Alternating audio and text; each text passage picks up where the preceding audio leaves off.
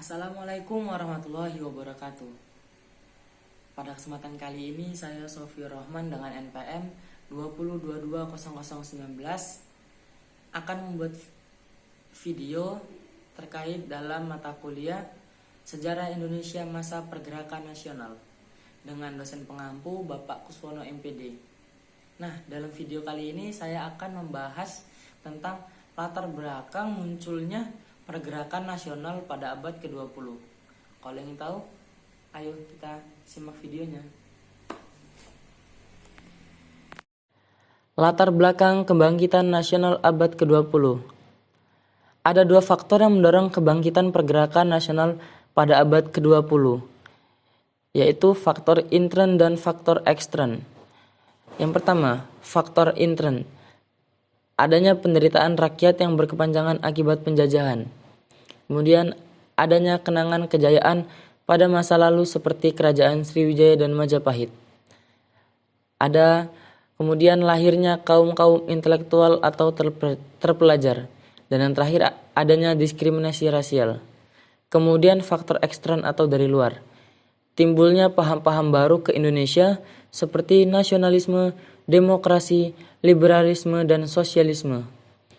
Kemudian ada juga munculnya gerakan Turki Muda atau All India National Congress pada tahun 1885.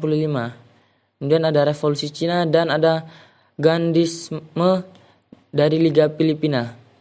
Dan yang terakhir ada kemenangan Jepang atas Rusia pada tahun 1905 menyadarkan dan membangkitkan bangsa-bangsa Asia untuk melawan bangsa Barat.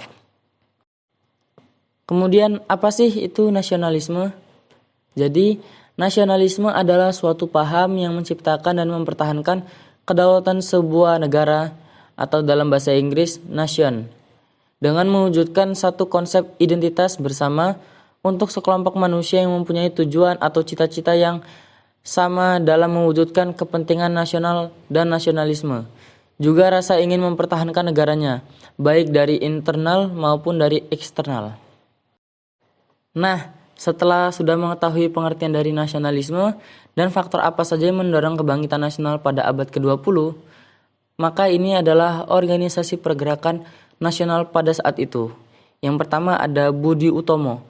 Budi Utomo didirikan oleh Dr. Wahidin Sudirohusodo.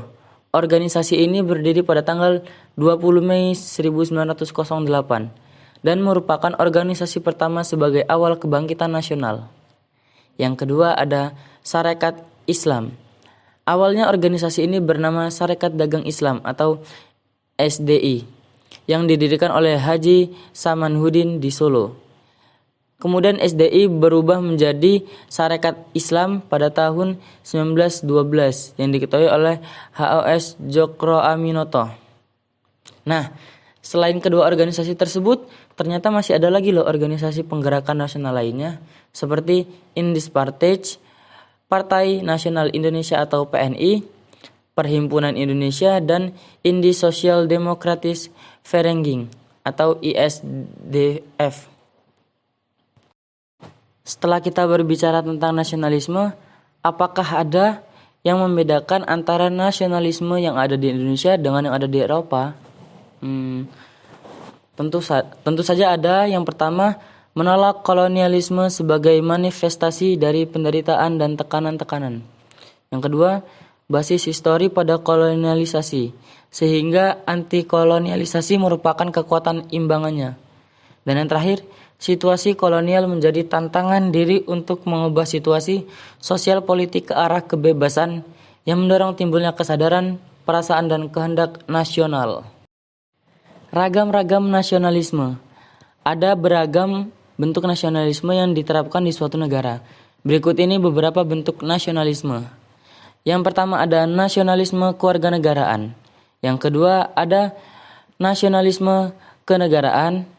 Yang ketiga ada nasionalisme budaya. Yang keempat ada nasionalisme etnis. Yang kelima ada nasionalisme agama. Dan yang terakhir ada nasionalisme romantik.